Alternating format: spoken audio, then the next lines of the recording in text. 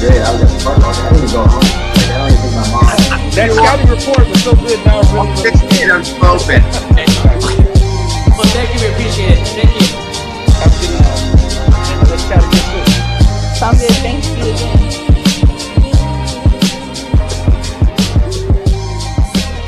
As ready as I'm gonna be. You know me, nothing but softball. So let me do a formal introduction. I am here with Palomar head coach Leigh Marshall, one of my personally good friends. One of my I always say I like to sit on your couch, especially last year, sitting on your couch, helping me get through my first year of coaching. This might be a bit of a controversial interview, just as you're the first non-high school coach I've interviewed. But, you know, the way I look at it is it's just the whole idea of this is to talk basketball, get different perspectives. And I think, you know, this will be an opportunity for us to get a perspective of a college coach and hope to maybe dispel some myths about junior college basketball.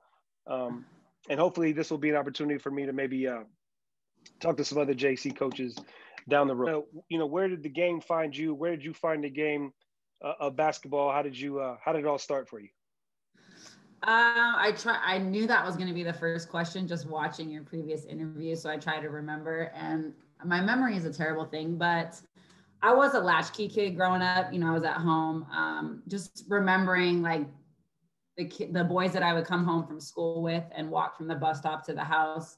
Afterwards, they would go to the park and play basketball. So I kind of started doing that in like 6th grade, I want to say. I didn't really play on a school team or anything until 7th or 8th grade. So I got started really late. Just started going to the park, like I said, and you know, in 6th grade with the boys. Had a really good friend that lived on my street, Jimmy Isaiah, still really good friends, and just kind of started from there. I guess I just kind of caught the bug and. 7th, 8th grade. And then once I got to high school, I really, you know, started to dedicate some time to it. Did you play any other sports? I did. I played softball and volleyball, kind of dabbled in both of those. It wasn't enough action for me. I really, you know, basketball was just, you know, more physical. I really liked that aspect of it, getting up and down, but it was more accessible too. Like I said, you know, the kids in the neighborhood played that more often than not. So I was on a flag football team, believe it or not. When I was in, you know, elementary school, middle school. So one of those things I strictly prohibit my kids from playing because it's like, those powder puff games is always an injury waiting to happen every year. Oh yeah, definitely. So I feel like now looking back at it, I can't believe what a late start I got. And club basketball, at least, it didn't exist really or maybe it did and I wasn't around it. I remember like a little bit of like playing on rec teams, like the city teams, and that's where the high school boys played in the off season. Like there wasn't really club. So I just look back and I think if I was smarter, you know, I wish I knew all these things, you know, hindsight's 2020, but got a late start. You know, I don't think I worked as hard as I should have, knowing now what I do, all the things you have to do and how hard you have to commit. And so. When did you start taking it serious? Like how serious were you about it in high school? I was pretty serious about it. I got in a lot of trouble my freshman year. And basically, you know, my high school coach got involved and kind of really, you know, my parents threatened to take it away from me, which I don't think is ever the right thing to do with a lot of kids. But I think they were, you know, I was in a lot of different trouble. time, though. Different time. Yeah, definitely. And so I kind of really realized like, this is the atmosphere I want to be in. These are the people I want to be around and committed myself to it. So did you play after high school?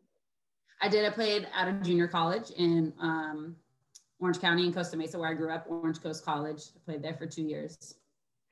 So when you're playing at junior college, where do you see the game taking you then? Are you thinking, because I know like for me, when the main reason why I wanted my kid to play is because for the junior college level, when she thought she didn't want to play at all, is because I felt like that was an opportunity for you to see how much you loved it, right? And see if this is something you want to do after these 2 years, or if it's, okay, I'm going to finish this, but I know this is about the end of the line for you. Where were you in that in terms of, this is something I want to keep doing, I'm done here, or was it, let me just get through this and kind of see? Yeah, I didn't even understand the realm of, I think, girls basketball or the level at the next level, junior college, 4-year, anything like that. I was like a lot of these kids that got letters from schools, and I thought that that was an official letter, you know. And for me, I knew I was going to junior college. That was my only option in terms of what my parents were able to, you know, put me into, could afford. So it was between Irvine Valley and Orange Coast. And luckily, I had a best friend that was the starting point guard at the high school I went to at Costa Mesa High School. I was the starting two guard. And I thought I was like this big fish, but I was in a little pond and had no idea. And so she chose Orange Coast College. So I chose Orange Coast College. And, you know, we ended up winning the state championship there my sophomore year. I was a team captain. She was the MVP of the state. So she went on to play at Concordia University, which then it was an NAIA. Now it's a Division II. And it's funny because I thought I wanted to be, I've been at every atmosphere of being a player. That's why I try to tell my players now, like I've been to where I've been a starter, I've been a star, the ball's come through my hands, or I've been on the bench and I felt like there's nothing I can do for my coach to put me in. So what do I have to do in order to make my coach play me? So between my freshman and sophomore year, in college, I thought I wanted to quit basketball. And my head coach pulled me in and he said that, I don't know, you know, what you think the future of basketball playing is after this. And, you know, we can open some doors for you, but I think you would be an amazing coach. I think you're a heck of a leader, like all of these things. And so I came back for my sophomore year and it was the best decision probably of my life, you know. I want to go back to that conversation because I don't know that enough coaches are willing to have that conversation, right? So at the time, how did you receive him telling you, maybe, you know, playing at a high level is not necessarily realistic? Yeah, I think I took it pretty good. Like I said, I was like, I felt like a lot of kids are like, I didn't get out to watch enough basketball. Like, if you really love your craft, are you doing it all the time? Are you getting out to watch junior colleges 4 years? Are you immersing yourself in that craft? And I wasn't. And I loved the camaraderie and working hard. But I thought that me working hard was going to be enough to surpass these girls with skill who had, you know, immense themselves in that. So when he told me that, I loved the sport. I knew I loved the sport. And I knew kind of like my value then. My value was when I came, you know, I was going to push my teammates. I was going to push myself. You know, I was going to get in games. And when I was going to make the most of it. And if my job was to get out there and try to take a charge, make a hustle play, then that was my role. And so I kind of really embraced that, you know, like I had a chip on my shoulder and, you know, that was just who, you know, I was as a player. So I loved it. I loved playing there. It was, like I said, the best experience of my life. We ended up winning a state title and that's not something that a lot of people can say, you know, at any level. So it's such a high level of play and people don't understand that, you know, so. When you're done playing, what happens next? So I had an opportunity to go to like a couple different NAIAs, and to be honest, financially, my parents, you know, just weren't for it, and it wasn't enough money, and I wasn't going to take loans out. And so my mom said, if you go to a Cal State or you go to one of the Cal States here, we're able to pay for it. And my head coach said, hey, I want you to come coach for me right away. You're not giving up basketball. You just have a different path now. So I went to Cal State Fullerton as an undergrad. At the same time, I was the assistant coach at Orange Coast College. And so now I'm coaching in this program that I just absolutely loved. And I was there for 5 years coaching, not at Cal State Fullerton, but I was there for 5 years. And after that, I became a head high school coach. And now I'm down here and, you know, it's crazy. Never would have thought that. So when you when you went back to Orange Coast and you're coaching, did you see yourself as is this something that you took to right away in terms of this is what I want to do?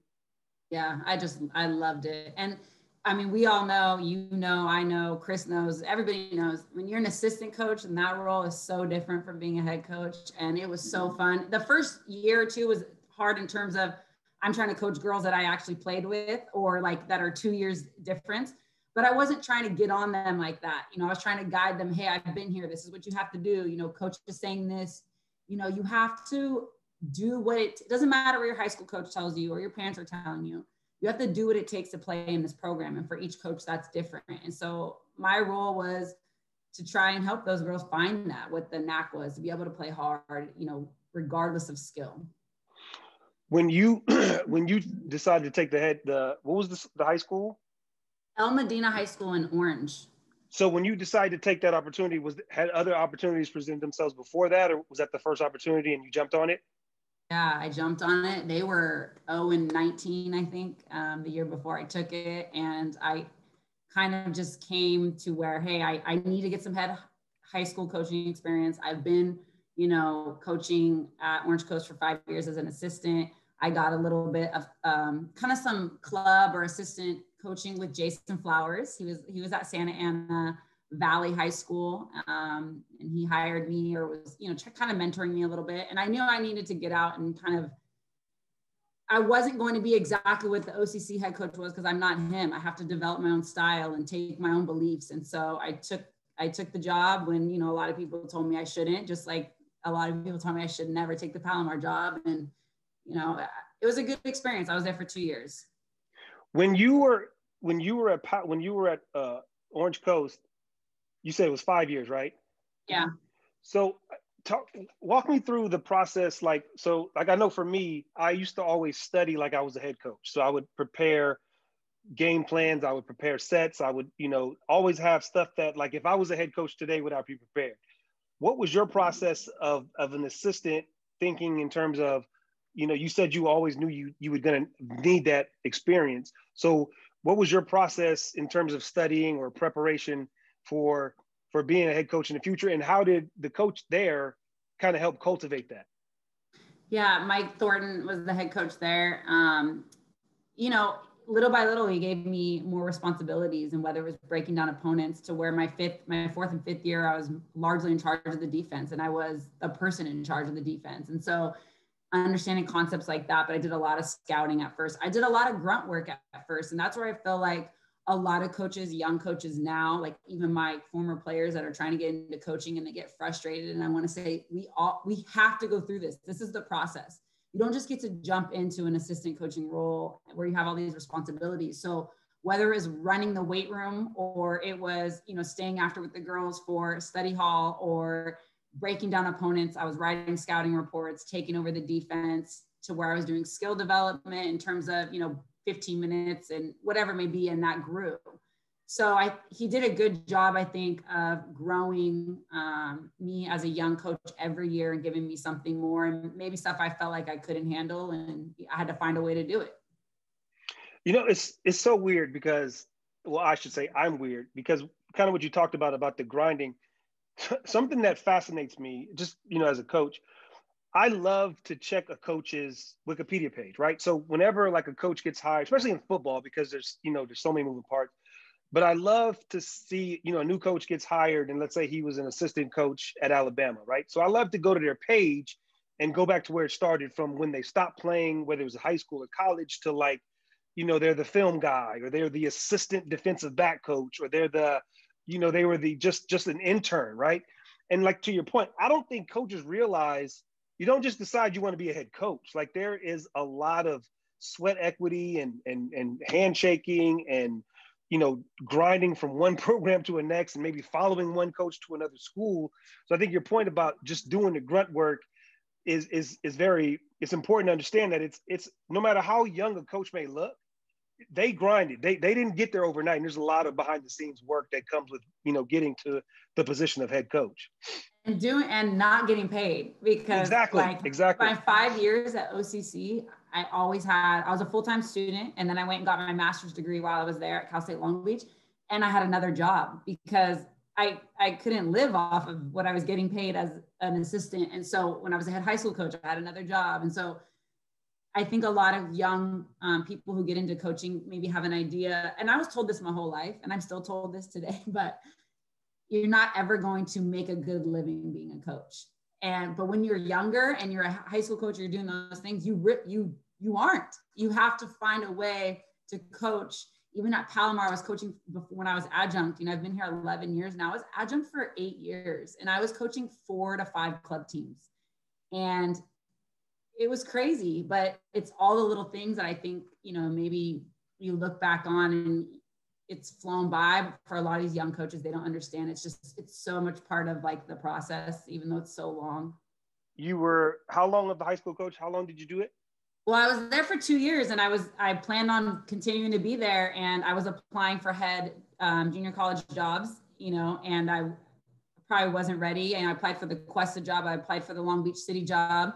Mike Anderson, great coach, got that job. I applied for the Palomar job. I didn't get a call back. So I had already started my third year at El Medina, and I got a call from Palomar in late August. And it was they were in an emergency. They had hired someone, the job I didn't get an interview for, and he had left, and school had already started, and they had no women's basketball coach. And was I still willing to take it? And I know, I'm sure I was the last, you know, name on that list. I hadn't even gotten a first interview, and I said, yes, I'm interested, and I'll come down there. And so I did. And was there any hesitation? No.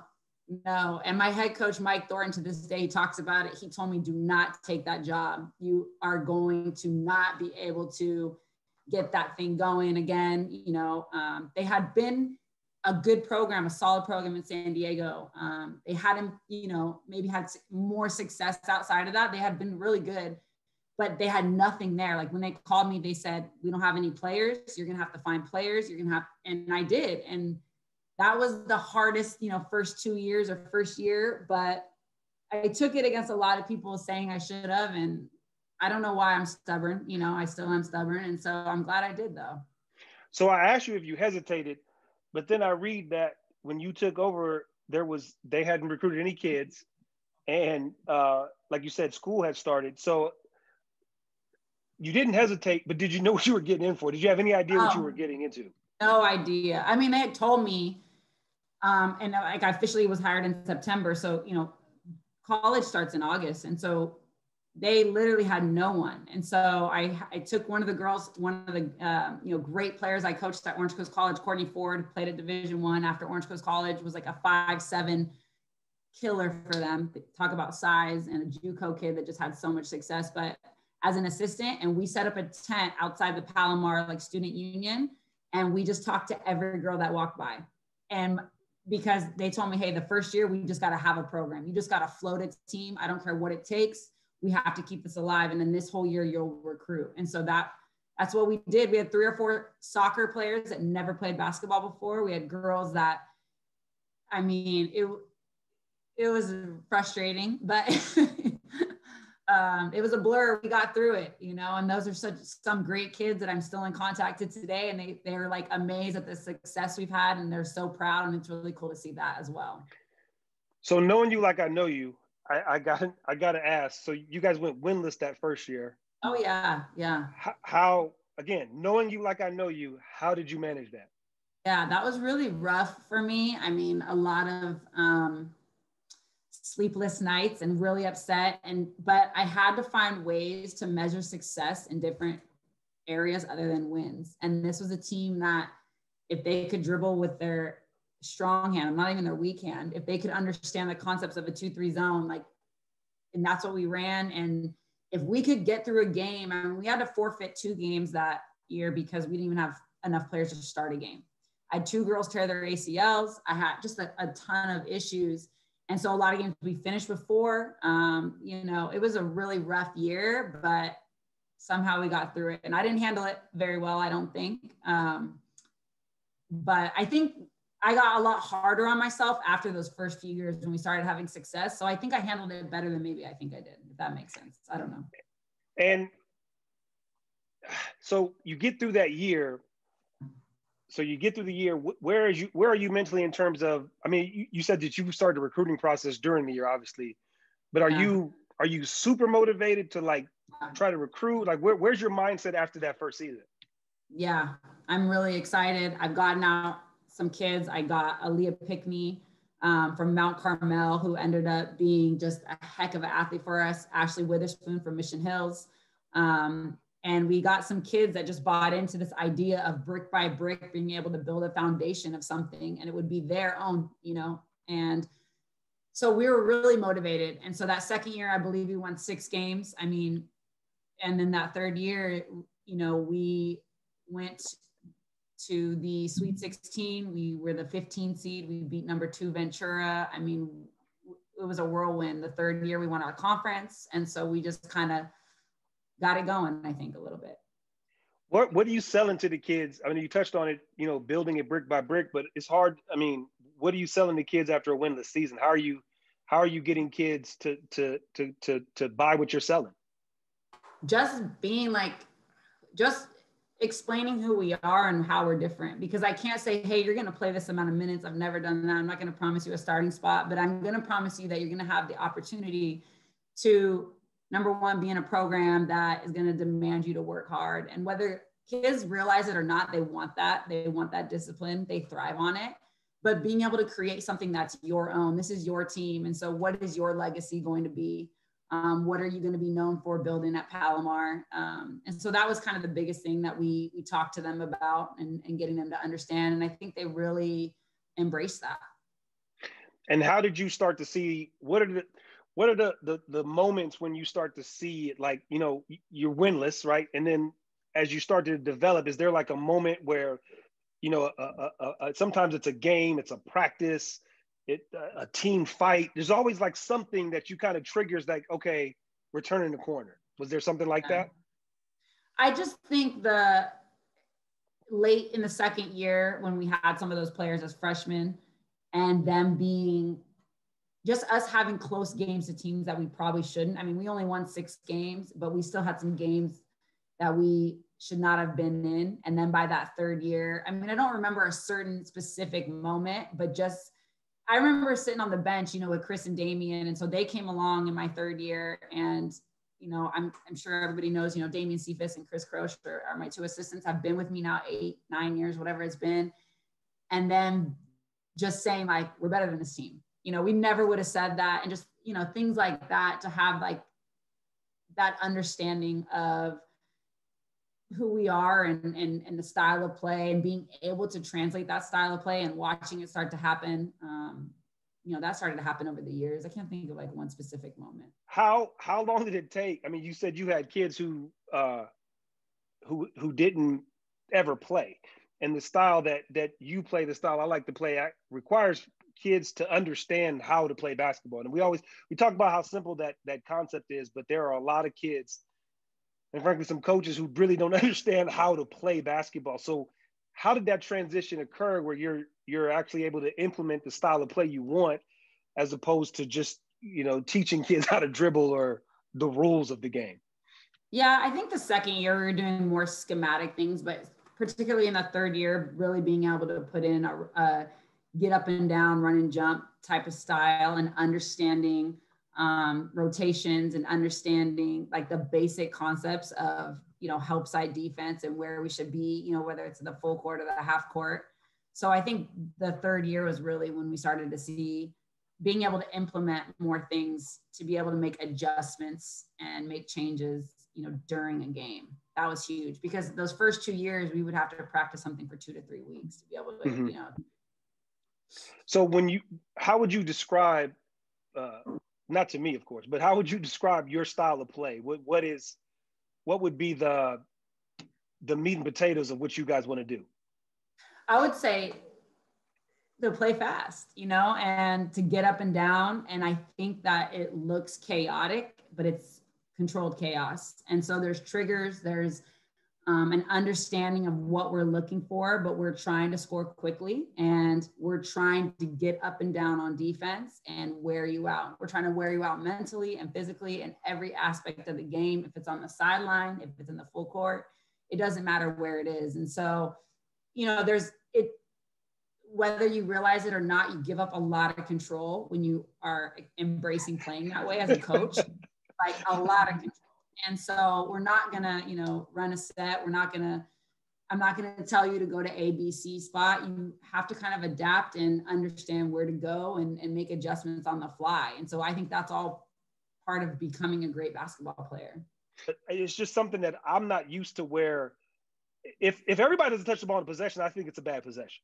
Yeah, I know. And I'm a little that way too. I can't stand to see the ball stick. And so I also coach boys club basketball, and I feel like on the boys side, it's a little more that way in club, and it just really bothers me. But also because then when you do touch it, let's say you're that one player that doesn't have the ball stick, you're doing something crazy because you think you're never going to get it again.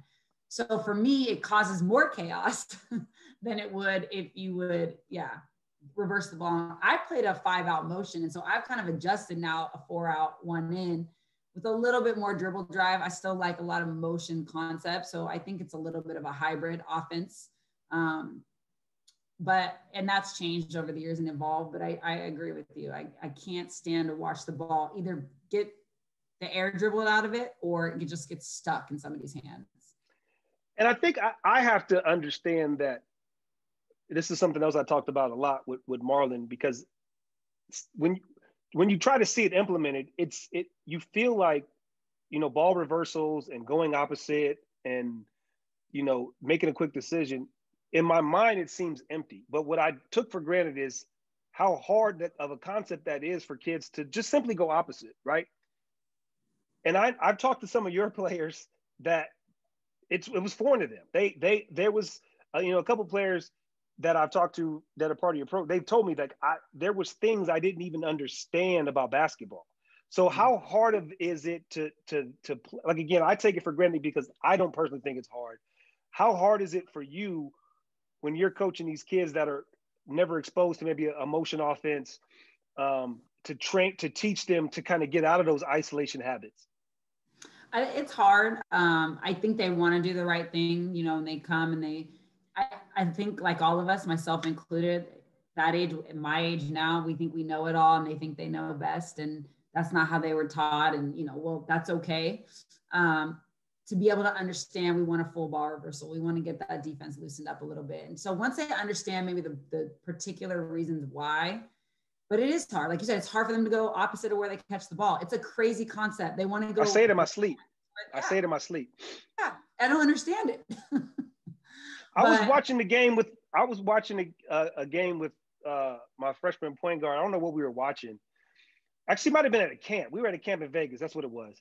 And I was not even coaching the game. And we're just sitting there talking and something happens and I yelled opposite. And she just looked at me. I was like, I know, I can't help it. It's just ingrained in my brain. So trust me, I totally understand. But I also think that's a lack of watching basketball. I'm telling you, talking to these young women when we're recruiting them, when they come, they don't watch basketball. Even some of the boys I coach don't watch basketball. I mean, they watch it, but those crazy. Boys, you probably wish they didn't. Yeah.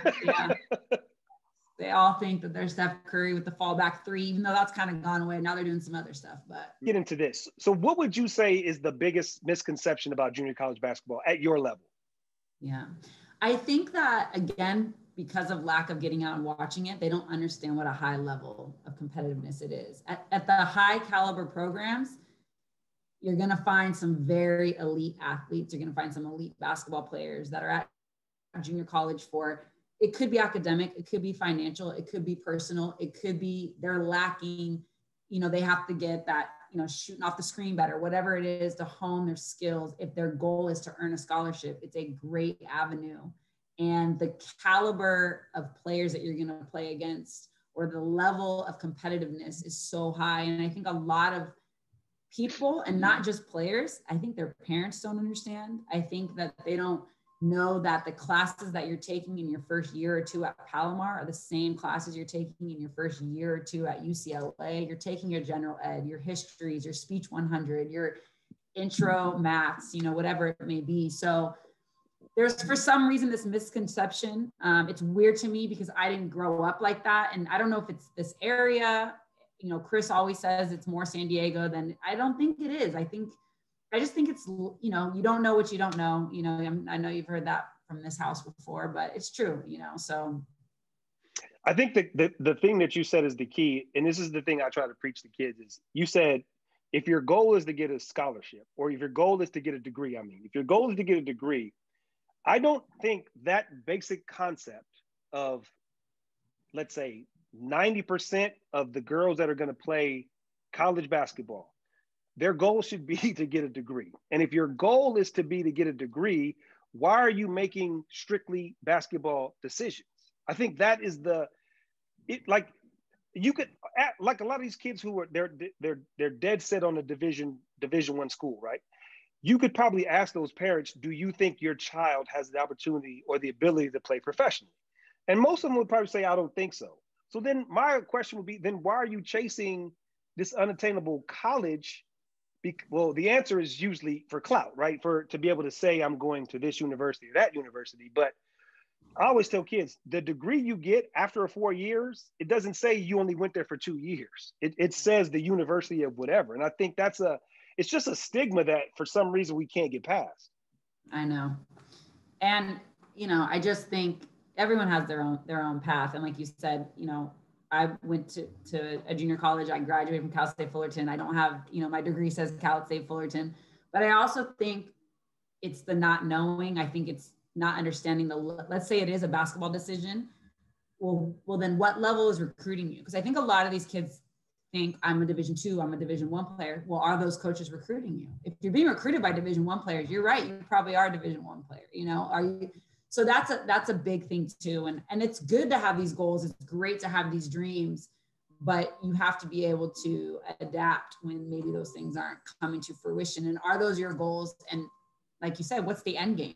Is it the college degree? Is it, a specific academic path, whatever it may be? How much does what you just mentioned in terms of the level of play for a high school kid? Obviously, I know you well. You don't turn kids away. I mean, I shouldn't say you don't turn kids away. You really feel like you can, if a kid wants to play, I know you're going to give him a chance. But how much does the level of their high school play factor in when you're recruiting them in terms of maybe, this kid's going to have a greater learning curve, or maybe you understand, okay, he's coming from this program. Obviously, you get a lot of Mission Hills kids, so well, I don't know if they're getting good coaching or not, but you understand the level from what they're coming from. How much does that factor in when you're recruiting? Yeah, I think it's huge. I mean, we actively recruit kids that we think have an opportunity to play for us. And are they winners? Like, I want to coach people that have that mentality.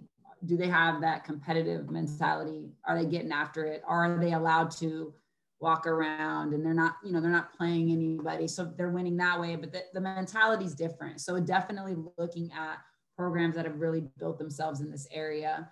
And I know the coaches, and now that I've been here for so long, whether it's club or high school, I know the coaches that really hold a high standard. I tend to drift more towards those high schools. And I know, we do get Mission Hills kids, I still have to change their mentality. No, but it's different. You have to give them a hug. You have to give them a hug because they're so beaten. It's so different too. Like, whether you realize it's, or not, being coached by a female, if you've never been coached by a female before, and being coached by a female that's maybe like passionate and gets after it, it's so different. And so that's one of the first things too, is a lot of the kids that we do recruit maybe have never been coached by a woman before. And so we do talk to them. I talk to them about that a lot, because it's different. It's not personal. It's all about basketball. So, but it's a different vibe. But when you're in a gym and you're an evaluating kid, I always tell kids that, especially when we travel for club, right? If we, especially being a part of a name program, coaches will already know that by the name on the jersey that you should reasonably be able to play basketball, right? So when you're evaluating a kid, what are the things that you're looking for in terms of fitting into the style, both the style of play that you want to play and then also your culture? That's the biggest thing, is I think that we're such a different style than anybody else that we face in San Diego, or even, there's maybe two of us who run and jump and get, full court man in Southern California. So we're looking for a particular kid, like a motor, like crazy, right? Someone who's getting up and down, they're a lunatic. Obviously we're looking for a skill set. We don't usually get the big bodies or big forwards. We just aren't traditionally big. That's just one thing we haven't been. I don't know if that's a running style game. But we're looking at, like every coach says, I'm looking at body language. I'm watching the bench. I'm watching how you react. My biggest thing is when kids ask me if they should send highlights or full film. Well, I want to see full film, personally, just because I want to watch them off the ball a lot. I don't really want to see as much the ball in their hands. Like, are they falling asleep? I want to watch them off the ball on defense more than, people maybe on the ball on defense. You can turn it on for 10 seconds or whatever it may be. So what's their body language like on the bench? What's their body language like with their teammates when their teammates are successful? Are they measuring their own success on scoring? Or are there other things that they obviously take pride in? Are they sacrificing their body? little things like that. You know, we pride ourselves on taking charges or, you know, offensive rebounding. So I'm looking for kids that fit that niche. You know, Lily Crabtree, who, you know, so underlooked by so many people, but she is one of the best offensive rebounders I've ever coached. And she just had a knack for a timing and just a focus. And I think that she wasn't recruited by anybody. She was recruited by a Division III out of high school and us, and that was it. And so little things like that, you know, we're looking for like diamond in the rough, like a Lily Crabtree, you know. And on the flip side, you know, not to be negative, but what are some things that, you know, cross them off the list? You're watching them and some red flags that just, this is not going to work. Yeah, I mean, I do have those, but it's also, I get stubborn to where I think like, well, I can fix that, you know, or I can change that. But also I think kids don't know how much coaches talk. So like coaches do call other for you. Like if you say you have a scholarship offer, like that's the big thing is when, I mean, and I get it a lot. I think a lot of players think that they're better than junior college. And so I'll say, have you ever seen us play? Or do you know anything about Palomar? And it's always a no, you know, so that is frustrating for me. But, you know, bad body language or someone who doesn't play any on the defensive end, you know, then if you don't have any skill on the offensive end, but you get after it on D, I always think, oh, we can work with her. But if it's the opposite, it's hard, you know, for me, because you have to have that. I think it's an innate desire to play defense. It's something that I think you have to have in you. So that's hard. You know, if you see someone who's not competitive, I like to watch, you know, people get after it. I love the chip on the shoulder, like a little nastiness, you know, so. I used to always say, all things being equal, you have two players, same athleticism, same skill. The only difference between a good defensive player and a bad defensive player is a desire to be good at defense. It's that simple. If you want to be good at defense, you'll be good at defense. Right. I want to talk about something that I really enjoy is your practice. How did you, is that something that goes back to Orange Coast, the energy?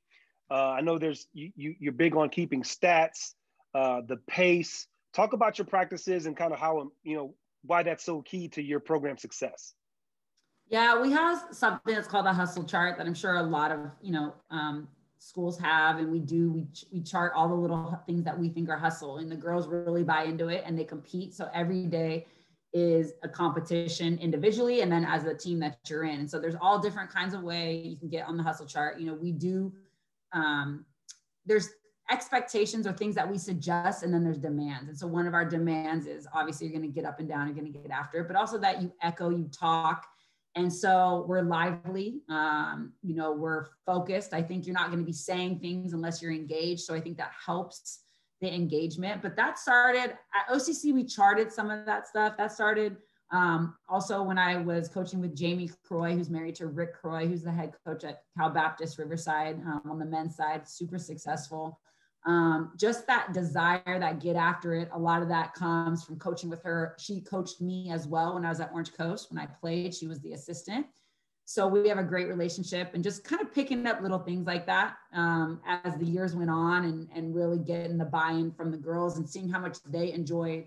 They want to compete in everything. It doesn't matter if we're doing free throws or, you know, sprints or whatever it may be. And so I think it's really important that our gym is loud and lively at practice, because it makes it fun. You know, I've known as a player, you have those practices where you're like, I do not want to go to practice today.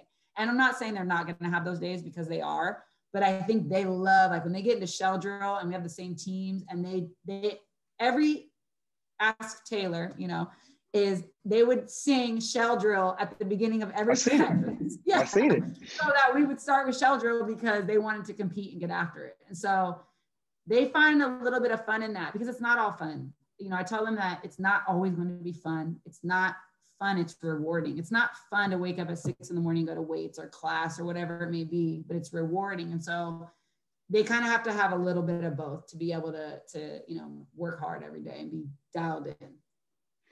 Would you say that's the biggest adjustment for players is practice, or just workouts or the off season workup building up to the season, the first real taste of work when they think they may have worked, but they never really worked before?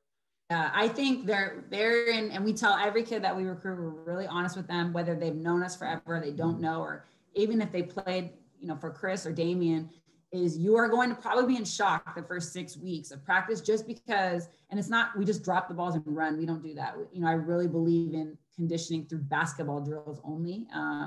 Obviously we will run if there's a reason to, but how they think they know how to work hard, and they really have no idea.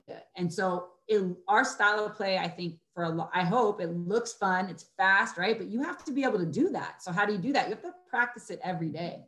So everything we do is flying around after the ball, back tips, or, you know, sprinting ahead or pushing the ball. And so it's a really high energetic style of play, and they have no idea how hard it is to try and maintain that. And so our goal is to try to get them to be able to do it for 20 seconds at first, and then 30 seconds, and then 45, whatever it may be. So it's a build. It's a shock, I think.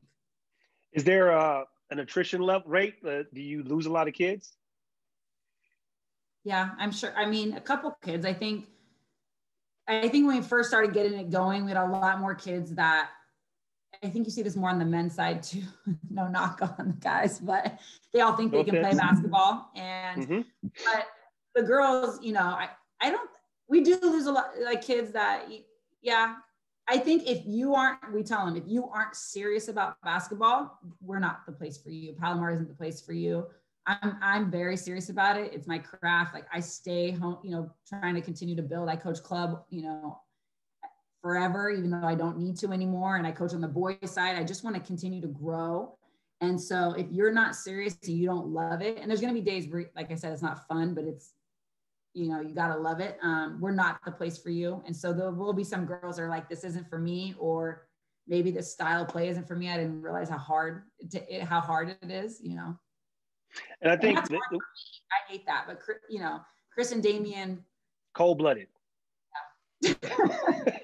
So, but I think what adds to that, you mentioned love.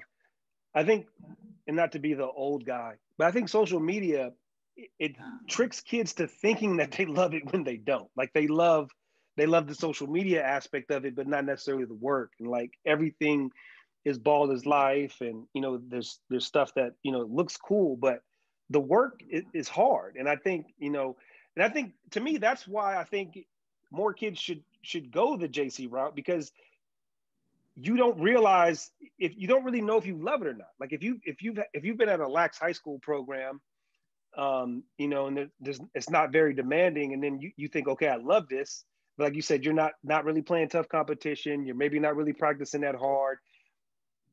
And those are probably the kids that look down on the next level, the JC level, more, because they don't understand, and then they realize, I have never worked hard in my life. Right. Yeah, I think it's eye-opening, you know, and I don't think everyone's built for it.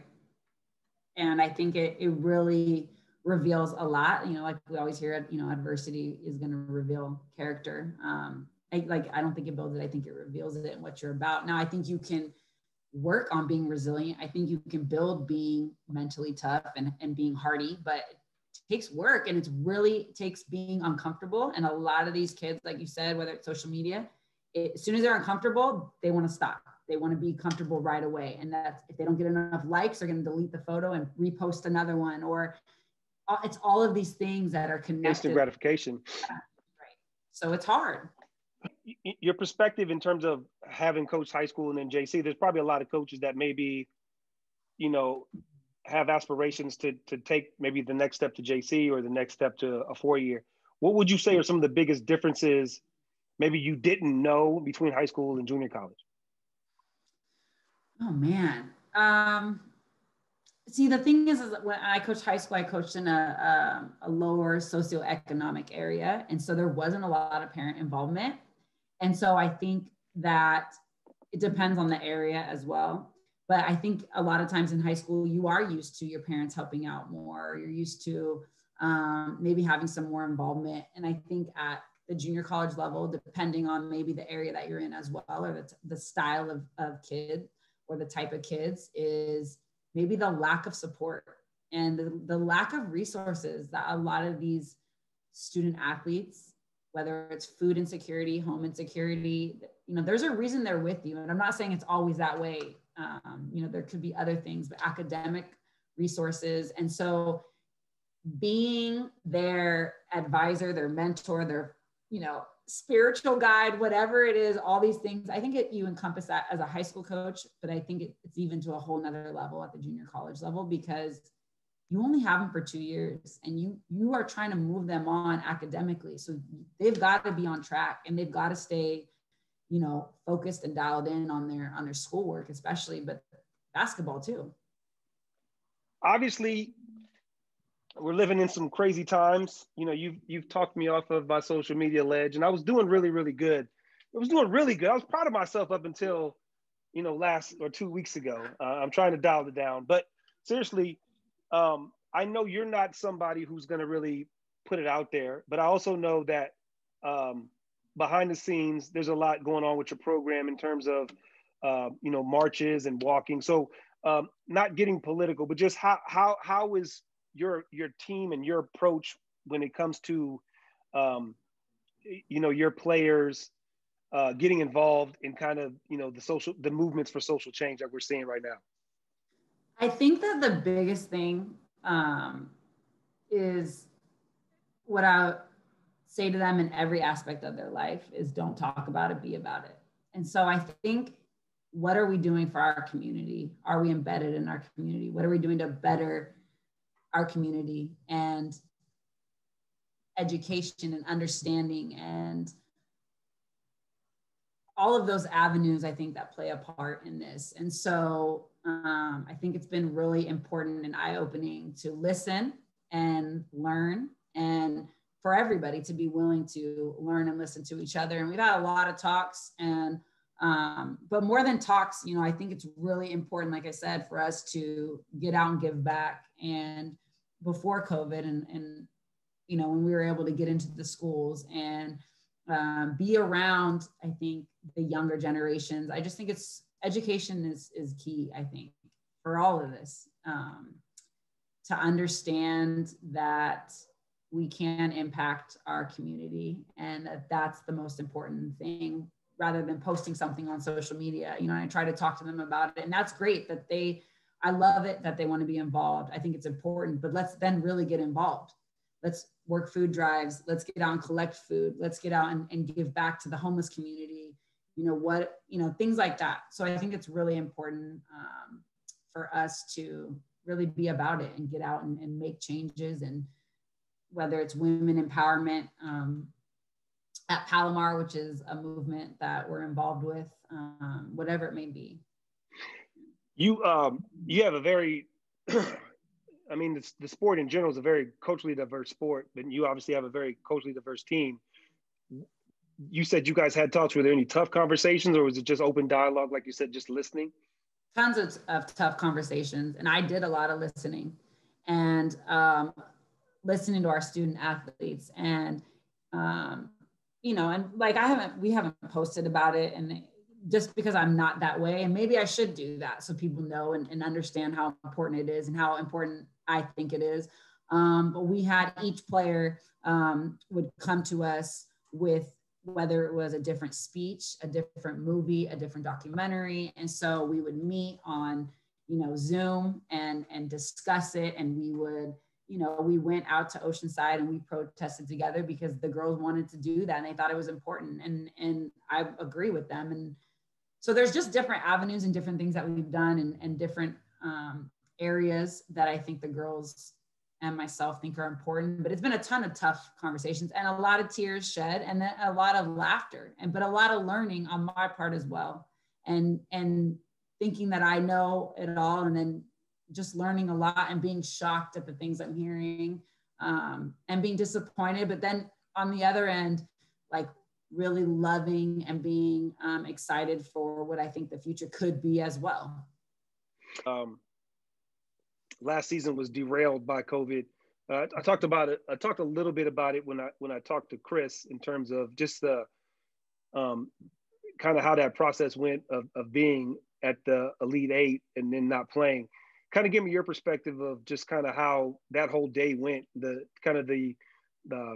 roller coaster of emotions of being excited to be there. I mean, I was at the Glendale games. One of the most exciting games I've ever been to was a packed arena, and just remembering that feeling of that euphoria that I know I felt just as a fan.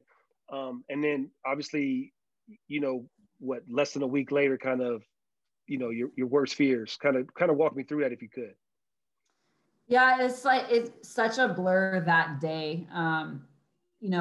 Just in that week after Glendale was packed, that was win or lose that game. You had to win to go on to the state Elite Eight. And so go there. They hadn't lost there. Amazing win. Didn't play very well. Somehow pulled it out. They did a heck of a job. They're a great team. Great. He's a great coach.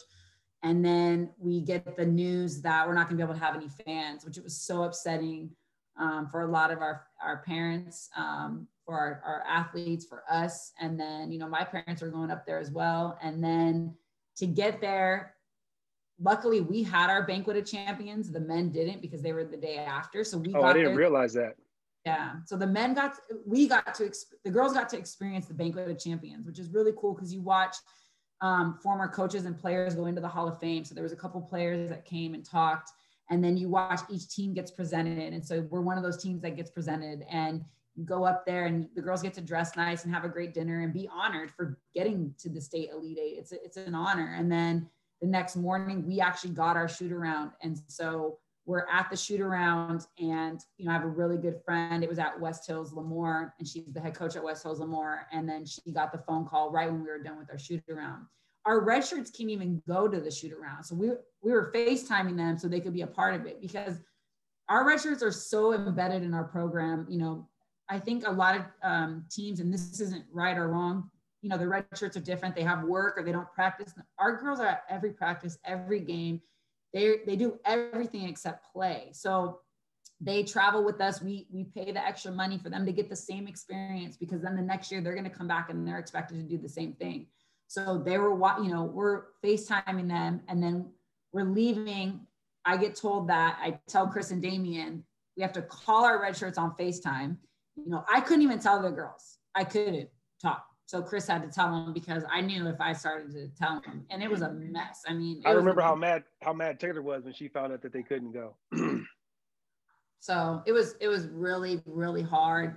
You watched girls that, like a Lily Crabtree, like a Didi Valenzuela, you knew that this was the end of their playing career, because they knew it was, they chose that. You watch it just get taken. Taylor Williams, you watch it just get taken from them like that. It was so upsetting. It was hard. And it's funny because I joke a lot about, Chris's overconfidence and your over pessimism, but I know, especially after that Glendale game, you guys had to be feeling really confident about your ability and opportunity and chance to win it.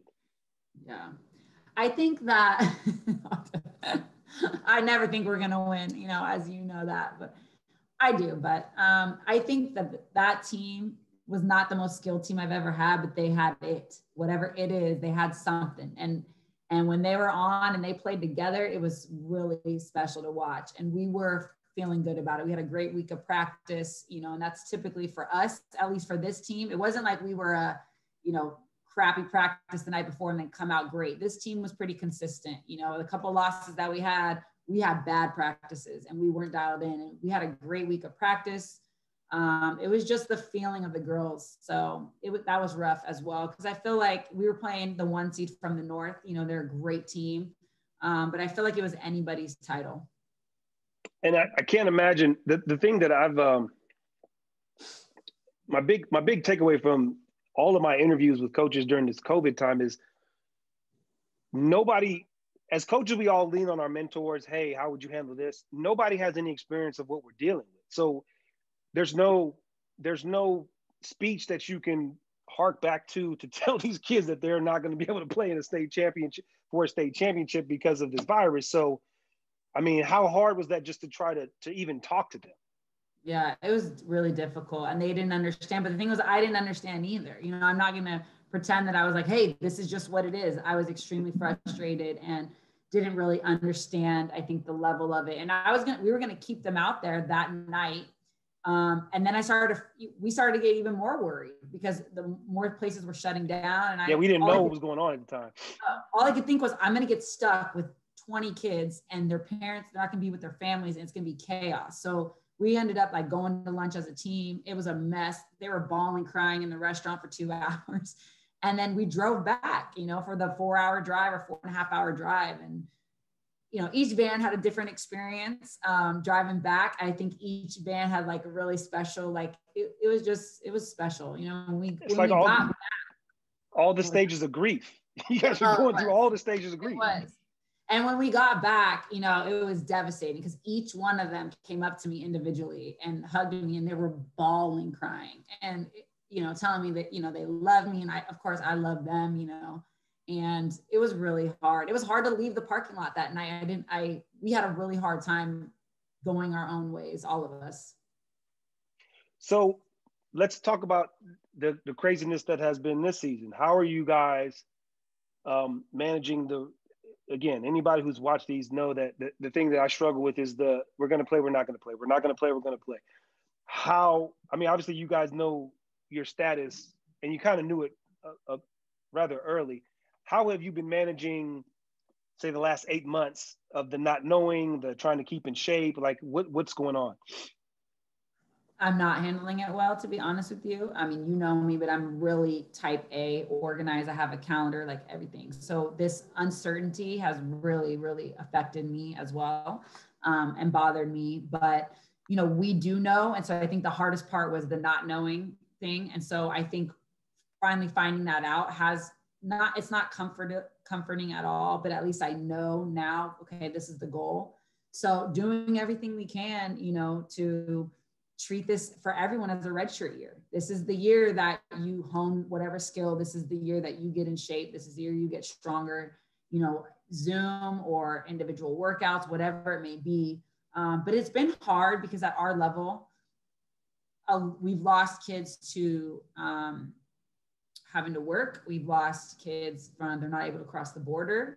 It's been at the whole student athlete across the board, like the football team and the men's basketball team, all of us, it's been devastating to watch what this has done to the student athletes and the amount of hopelessness that a lot of them feel, because for a lot of them, we are their touch to being loved or having someone that's going to feed them or having someone that's going to say, hey, how's your day? Even if it's after a kick in the ass by me. And so it's been really hard on my end, emotionally, like relationship wise, to watch what this is doing to like our student athletes. And I know you guys do Zooms. I've actually overheard and photobomb some of your Zooms. So is that kind of just trying to touch them as much as you can and just kind of, because I know, again, I say it every week, I struggle just making sure that they know I'm here and just reaching out. And it's so hard for me because, like, I struggle with the kids that are the shyer ones or the less outgoing, because when you're on campus, you grab them. You can say, hey, let's sit down and talk. But when you don't have that opportunity, those kids who aren't going to reach out and touch you first, those are the ones that I really struggle to connect with, because if they can't see you, if you're not physically grabbing them and say, hey, come sit down in my office, let's talk. It just feel like that connection, every day that passes, that connection, just the gap just grows and grows. It's been hard for me because I don't want to drop my expectations, because then our program becomes something that it's not the standard. But then, you know, I've had to really relax, because for a while I was like 4 days a week, I had to touch them in some form, whatever it was, whether it was a Zoom workout, they had to watch some film and get back to me. And then I had to sit down with Chris and Damien. And it was like, it's a little too much, I think, for these kids that are trying to figure out online learning. They're trying to figure out working. They're trying to figure out their home situation. And so we've had to dial it back a little bit once we found out that we weren't going to have a season. So it's been really hard for me as well to like play this balance of, I have to touch you this many times a week because these are the expectations of our program. I can't drop those, but then I have to understand that there's something going on that's never happened before. And I have to like be able to adjust myself. I keep continuing to ask them to adapt and adjust. I have to do it as well. So I've tried to be like, hey, this is not me at all. Like, what do you guys need? Like, what do you guys need? And I'm not usually like that. I'm like, it doesn't matter. This is what it's going to be. But I think that whether they know it or not, they do need to like be active and do those things because they feel like doing nothing, Haas. They feel like sitting around and doing nothing. And you can have a day or two of those, but you can't continue like that because that is just down like a really bad rabbit hole. So it's been really hard. And then with everything that's going on in the world and having those discussions and trying to get them to understand that, like, if you want to make a change, like I said, you have to contribute to the change. We need a change. And then so absorbing a lot of this negativity that is in it, it's real life. So they're living it, they're absorbing it all over social media, all over the news. It's just constant negativity. It's been really hard to try and combat that. Yeah, I was saying that, I saw it was a meme. It's like this generation right now is almost living a historical event every single day. And it's like, you're not supposed to have some historical moment in your life every single day. And we joke about, them being soft and, all that stuff. But at the end of the day, this is like nothing that, even my parents, 60, 70 years have experienced anything like this. It's new for all of us. And I think that's one of the things that I've taken from these interviews the most is different perspectives from a lot of coaches. And I think the constant has been the not knowing. And I think it's, for me, it's actually validated me in feeling okay with, because I'm like you, I need to know. Like my mom always says, I'll take a definite no over a maybe any day. And it's a weird way to be, but I need to know what's going on or what's the plan. So I think I've gotten comfort out of, talking to coaches far more experienced than me that are saying, yeah, this has been a struggle for me as well.